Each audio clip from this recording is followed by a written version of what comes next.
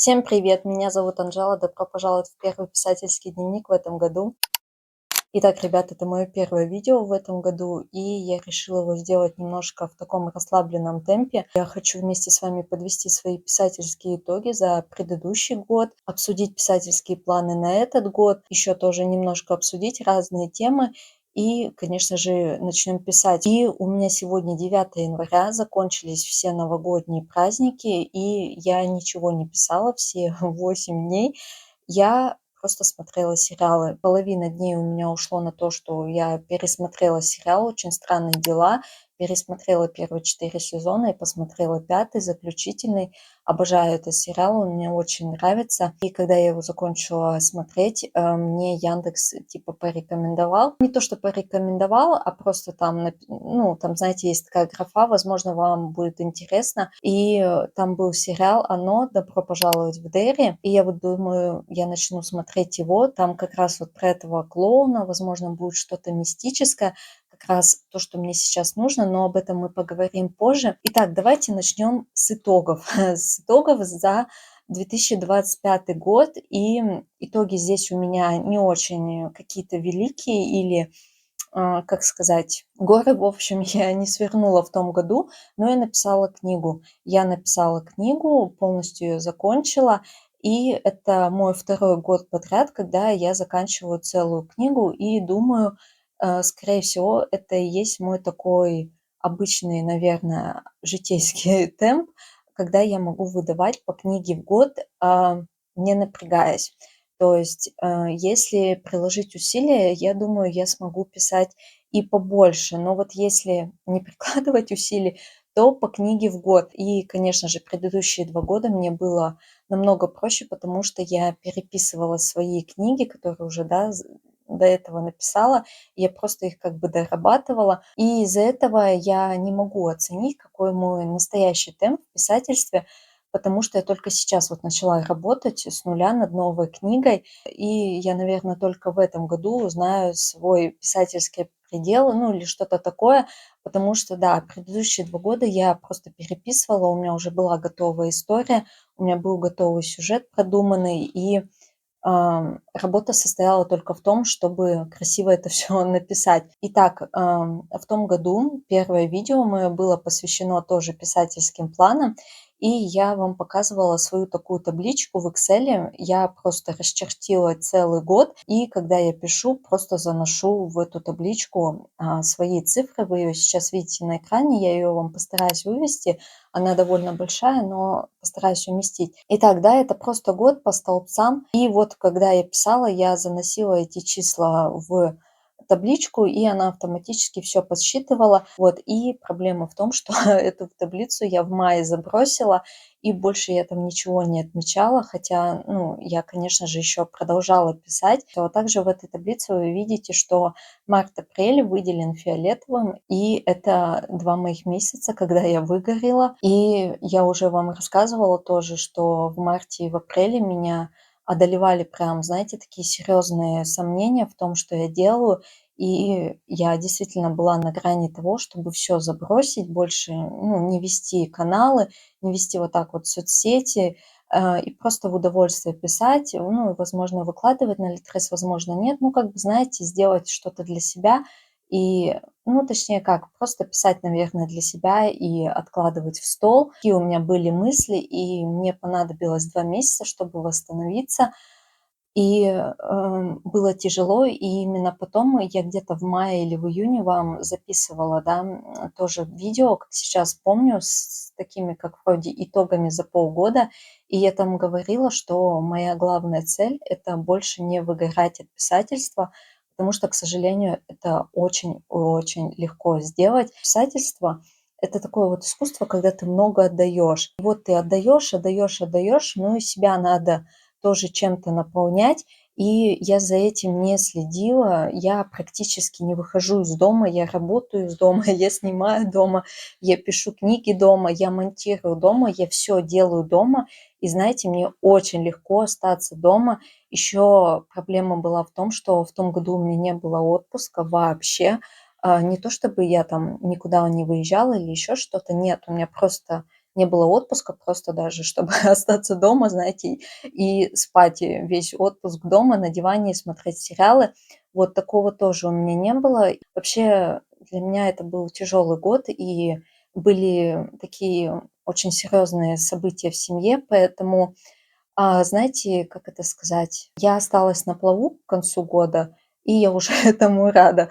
Вот, я даже рада, что я смогла вот снять писательские влогмасы, потому что я их действительно не планировала, это просто было как-то спонтанно. Вот, но я рада, что все получилось, и вы так хорошо на них отреагировали. Огромное вам спасибо за поддержку. Поэтому, да, основная цель на этот Новый год — это не выгореть от писательства и следить за вот этим своим психическим состоянием, потому что я вот понимаю, что мне нужны какие-то события еще извне, чтобы продолжать писать. То есть я не могу только писать, только сидеть дома, только работать, снимать и как бы не получать больше никаких впечатлений в жизни. Об этом еще говорила Джулия Кэмерон, если я правильно помню ее имя, в книге «Путь художника». Вот я тоже в одном уже из своих видео про эту книгу рассказывала и про ее вот этот метод. Если ты внутри опустошен, то ты не можешь творить, а если ты продолжаешь творить, когда ты внутри опустошен, ну, естественно, это все ведет к выгоранию.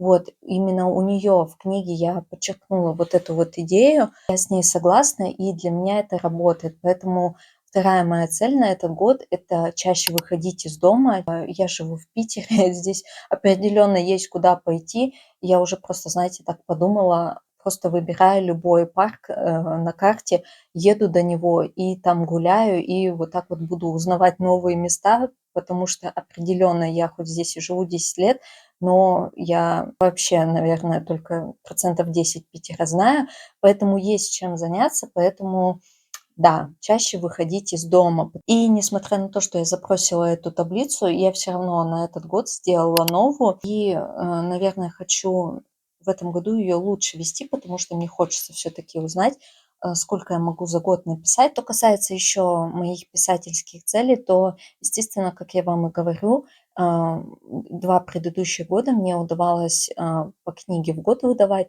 так что я надеюсь, в этом году я тоже закончу книгу. И надеюсь, это будет та книга, над которой я сейчас работаю, над которой начала работать в конце декабря. Кодовое ее пока название — это «Призрак», и она будет в жанре магический реализм. Поэтому, да, я надеюсь, что я закончу ее и опубликую в этом году. Во всяком случае, мне бы этого очень хотелось, и это моя единственная такая цель — просто закончить книгу. И я думаю, это будет уже тоже хорошо. Так что это такие вот, знаете, мои скромные цели. И чтобы вы понимали, в приоритете на первом месте это действительно не выгорать. А книгу закончить — это третья цель. Получается, сначала позаботиться о себе, а потом позаботиться о новой книге, что я считаю, в принципе, правильно, потому что, ну, когда ты выгоришь, то ты уже больше вообще ничего не можешь делать, и неважно, какая там у тебя супер идея придумана, и что ты просто в восторге от этой идеи, и ты готов сесть и писать, но ты просто не можешь сесть и писать, потому что ты выгорел, и тебе вообще уже на все равно. Поэтому, да, сначала позаботиться о себе, а потом о книге. Такой у меня приоритет на этот год. Но, несмотря на вот эти мои, да, 3 цели, вы можете подумать, что я буду мало писать, мало снимать и так далее. Нет, нет, нет, нет. Наоборот, я планирую больше снимать и больше писать, вот, но и при этом позаботиться о себе. Все, в принципе, на этом. Что касается моих целей, мы еще с вами чуть-чуть дальше поговорим. У меня еще есть парочка тем для обсуждений. Вот, ну а сейчас давайте попишем. Вот, пойду сделаю себе, наверное, кофе и сяду часика 2, наверное, попишу. Вот, посмотрим. Это будут мои первые слова в этом году. Волнительно так.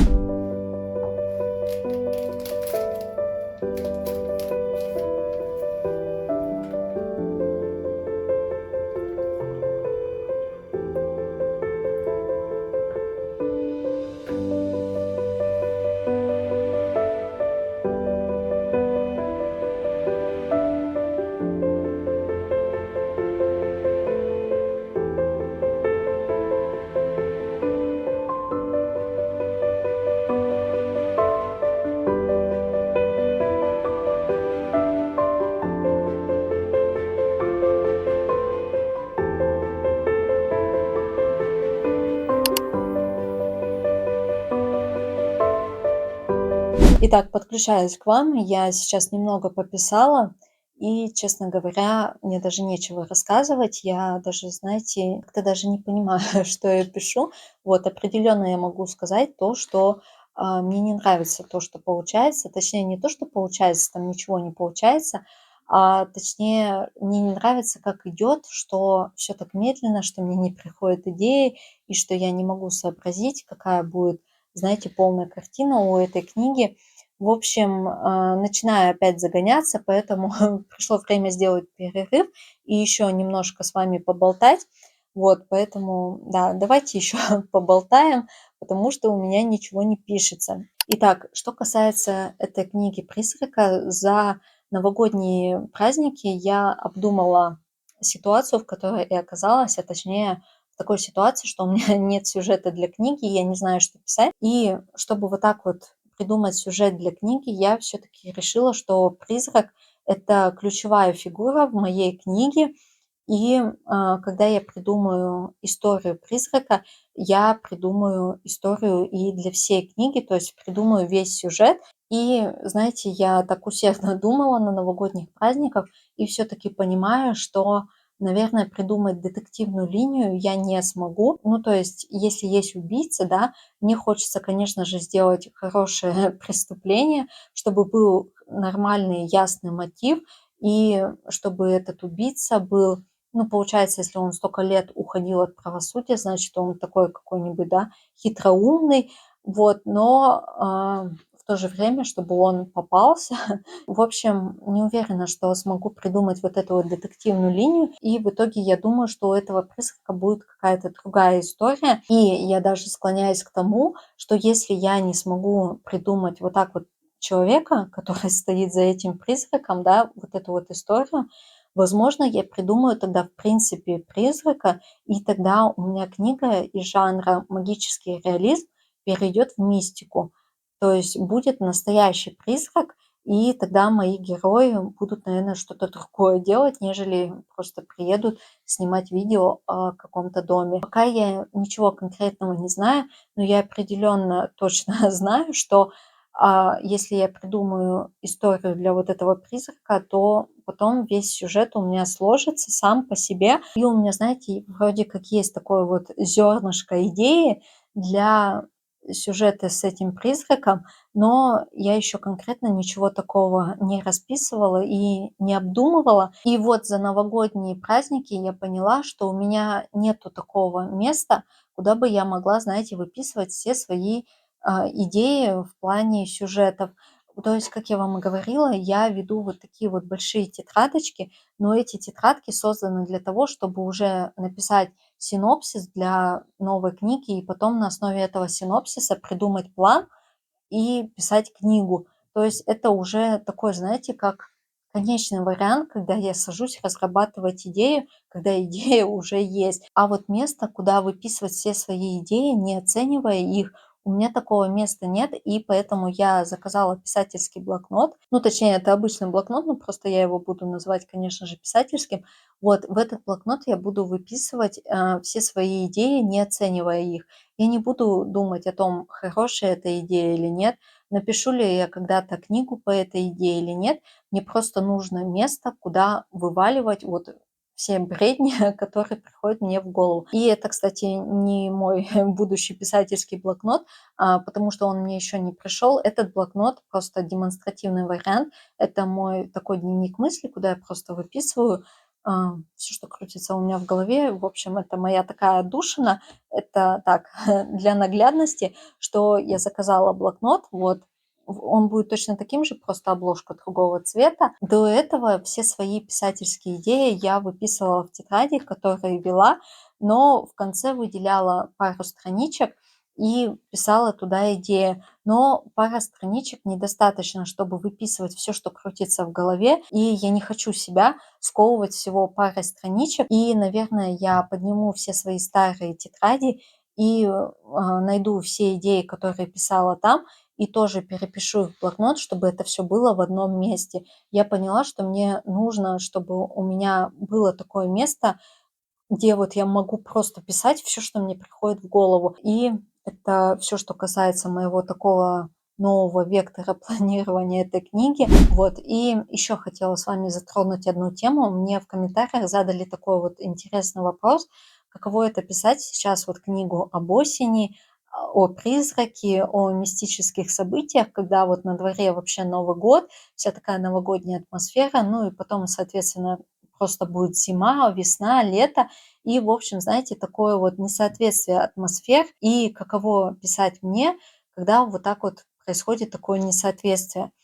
Честно говоря, когда я пишу книгу и когда я действительно погружена в сюжет, мне вообще все равно на всю окружающую обстановку. Поэтому для меня не возникло, знаете, какой-то сложности, и я даже как-то не раздумывая начала вот в конце декабря под Новый год книгу про призрака, осеннюю книгу, скажем так. Но это что касается того, когда я погрузилась в историю, но сейчас я еще не погрузилась в историю, и поэтому я плохо справляюсь с тем, что я пишу книгу осеннюю, а на дворе Новый год. И что я планирую делать, чтобы погрузиться как раз вот в эту вот нужную мне атмосферу?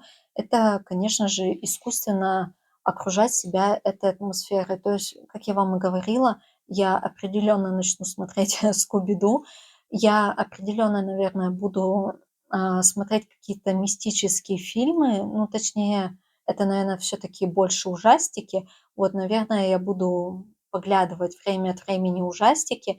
Возможно, найду какие-то такие вот а-ля зловещие мистические сериалы. Буду погружаться вот в эту мистику с помощью контента, ну и, конечно же, книги. Определенно, наверное, следующие 3 месяца, вот январь, февраль, март, я, наверное, нацелюсь именно на мистические какие-то такие книги. Вот, первым, кто мне приходит в голову, это, конечно же, Стивен Кинг. Наверное, я выберу каких-нибудь пару историй от него. Вот, буду их читать, буду находить книги в жанре магический реализм, конечно же, потому что пока это все-таки у меня книга в жанре магический реализм.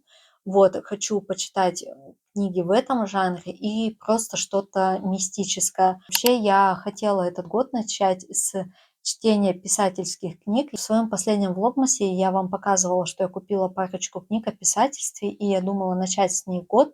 Вот, но нет. Во-первых, я вам хотела показать, что мне дошла тоже еще одна книга, я ее тоже заказывала еще в декабре, но она вот только недавно пришла. Эта книга называется «Диалог. Искусство слова для писателей, сценаристов и драматургов». Я начинала читать эту книгу в электронном виде и прочитала где-то половину. Книга не маленькая, в 500 страниц. Вот, но я поняла, что книга мне нравится, и я бы хотела отмечать какие-то моменты, делать, знаете, заметки, возможно, даже что-то вроде конспекта писать. И я определенно рекомендую вам эту книгу, потому что, хоть я и прочитала всего половину, но мне очень понравилось, как автор рассказывает о том, что диалог — это тоже важно в книге. До того, как я начала читать эту книгу, я, если честно, не относилась серьезно к диалогам в своих книгах. И определенно я не думала о диалогах как о способе двигать сюжет, скажем так, а это именно так и должно быть. То есть, по идее, в вашей книге не должно быть пустых диалогов, и не нужно к ним как-то поверхностно относиться. Вот, благодаря этой книге я теперь это знаю, вот, но, как я и говорю, я ее не дочитала, но то, что я прочитала, мне очень понравилось, и мне понравилось, как автор все объясняет, то есть тут действительно очень много примеров диалогов. Вот, в общем, мне очень нравится, и думаю, эта книга заслуживает того, чтобы ее прочитать. Но эту книгу я откладываю на время. Как я вам и говорю, в ближайшие 3 месяца, да, я сосредоточусь на том, чтобы читать, скорее всего, только, не скорее всего, а преимущественно только художественную литературу в жанре вот этой вот мистики, магического реализма. Но исключением станет вот эта вот книга, я вам ее показывала в писательском влогмасе, называется «Метод снежинки. Как написать свой первый роман». И тут автор должен провести нас по всем этапам того, как построить из идеи сюжет. Почему я ее буду читать сейчас вот в ближайшее время? Потому что, ну, у меня сейчас явно проблема с построением сюжета, а эта книга вроде как нацелена на то, чтобы помочь вам построить сюжет, Поэтому, мне кажется, глупо, да, отказываться от помощи. Тем более книга лежит у меня на полке, и я думаю, ну, самое время ее прочитать. И действительно, может, она мне поможет как-то продумать сюжет, почему нет. Ну, возможно, тут автор даст какие-то такие вот вопросы в плане построения сюжета, на которые я буду отвечать, да, по ходу чтения, и вот так вот выстраивать сюжет для своей вот этой вот книги «Призрака». Не знаю, это пока мои фантазии, честно говоря. Я думаю, что эта книга об этом, исходя из аннотаций, но, знаете, может быть все что угодно. И это был такой вот мой большой ответ на вопрос о том, как я погружаюсь в истории. То есть вот так вот искусственно я буду себя погружать вот в эту атмосферу. Поэтому да, моя зима и весна будет определенно не зимней и не весенней, а скорее осенняя. И я думаю, что я, наверное, сейчас столько буду потреблять этого осеннего контента, сколько не потребляю самой осенью. И осенью я уже, конечно же, все это делать не буду, поэтому вот так вот у меня сейчас меняются сезоны. И я хочу еще сегодня пописать, поэтому я, наверное, сейчас еще отдохну, у меня немножко хрипит горло, поэтому я пойду сделаю, наверное, себе еще какой-нибудь напиток, вообще пообедаю, и, наверное, через часок вернусь к писательству и еще немного сегодня попишу.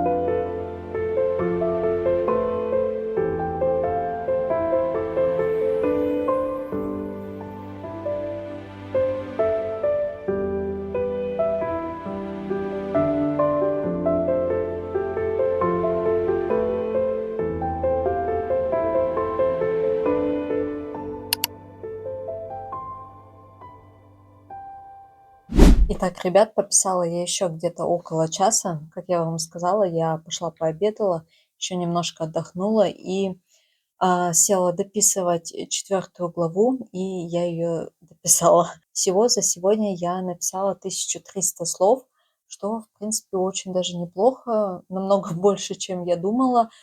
Все-таки, вот знаете, когда садишься только писать, точнее, даже когда вот я утром проснулась и думала, что я сегодня сяду писать, я вообще не знала, что я буду писать, у меня не было никаких идей, но когда вот так вот открываешь документ и что-то начинаешь набирать, потом мысли приходят. Поэтому, знаете, я вот в середине дня так высказалась, как-то сильно категорично, что мне не нравится, что я пишу, и что мне вообще не нравится все, как идет.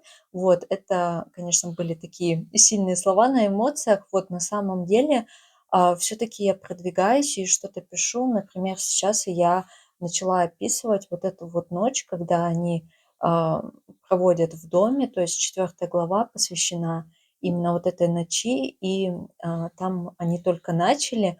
Вот, но я уже так придумала несколько событий, которые могли бы случиться. Все зависит от того, какой у меня будет призрак. И в 5 главе эта ночь продолжится, потому что там не все произошло, что должно было быть. То есть только ночь начинается, и я вот думаю, может вообще начать как бы описывать ночь по часам, ну, например, знаете, 00, потом час ночи, и что вот так будет происходить, может, это больше будет как-то нагнетать обстановки, я не знаю, надо подумать, но как-то хочется, чтобы вот эти вот главы, которые будут посвящены вот так как раз проведенной ночи, да, вот в этом доме с призраком, и там будет происходить что-то мистическое, хочется, чтобы они, ну, действительно, знаете, так нервы пощекотали читателю. Поэтому да, вот в процессе как-то лучше все это придумывать, нежели просто ждать, пока вдохновение тебя посетит. Вот, например, пошли новогодние праздники, я все это время, знаете, ну, не притрагивалась вот так к книге, и ничего в голову мне не пришло. А вот села писать, и сразу какая-то идейка подвернулась. Вот, в общем, в принципе, я даже довольна, у меня поднялось настроение, потому что когда я вот писала 1 час, я там действительно, знаете, как-то не знала, как писать, очень долго вливалась, а сейчас дело пошло намного лучше. И, как я вам и говорила, я вот так вот продолжаю логически задавать вопрос, когда какая-то сцена заканчивается, я задаю себе вопрос, что дальше. Дальше они пошли туда, дальше туда, сюда, обратно. Вот пока они чисто так по дому ходят. Вот сам дом я не описывала, поэтому у меня здесь вообще много нестыковок, и у меня еще нету предположения того, что конкретно будет в доме, но я склоняюсь к тому, что мебель в доме должна остаться. Я поначалу думала, что, ну, дом, знаете, будет такой пустой, типа хозяева уехали, все с собой забрали, но я думаю, наверное, все-таки стоит сделать этот дом больше брошенным, что уезжали в торопях и все вещи оставили, и эти вещи как-то вот помогут понять историю этого дома, кто в нем жил, и помочь выйти на призрака. Вот так, наверное. Поэтому, да, вещи должны остаться в доме. Сейчас этот дом полностью пустой, вот, но, да, придется и этот момент тоже придумать. Вот, склоняюсь к этому пока. Опять же говорю, можете вообще не слушать мои эти рассуждения насчет книги, потому что сама не знаю, что я из этого оставлю, а что нет. И, в принципе, вот такой вот получился сегодняшний день. Поговорили с вами об итогах 25 года, поговорили о целях на 26 год. Да, я вам рассказала, как далее планирую работать над этой книгой. И вот такой вот мой первый писательский день в этом году. Огромное спасибо, что досмотрели это видео до конца. Обязательно подписывайтесь на меня, если вы этого еще не сделали. Поддержите меня лайком и комментарием. И мы увидимся с вами в следующем видео. Пока-пока-пока.